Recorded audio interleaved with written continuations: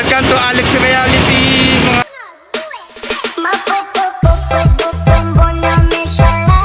ka-reality na kanina nag-deliver tayo sa Antipolo, no? Dito sa Pilit Road, no? From Pasig to Antipolo, tapos ngayon naman public tayo ng Antipolo to Mandaluyong.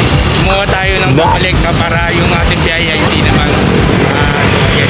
Yan po yung ating deliver ngayon ay naglalabog muna tayo ngayon, no?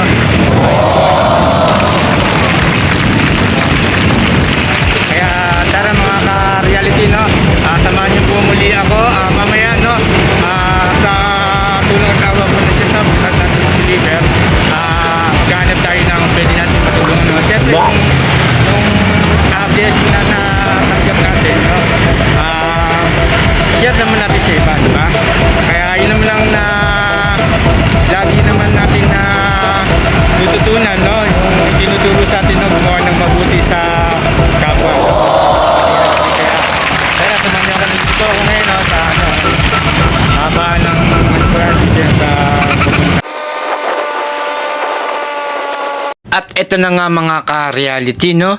Tapos na tayo mag-deliver.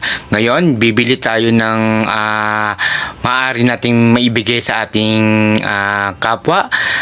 Naisip ko ay bumili ng prutas kasi yung ating mga ibang kababayan ay madaling na rin makabili ng prutas dahil sa mataas na rin ang bilihin.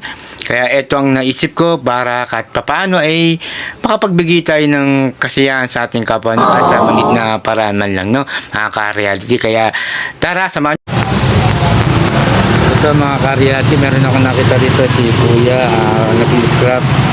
Siya ang napili natin pagbigyan ng mga tanong. Tara, lapitan natin si Kuya, gusto mo mansanas? Mansanas, oh. Kuya Ariel? Kuya Ariel, 56 years old na. Sige kuya, okay ang ginagawa mo. Malaba ka ng patas.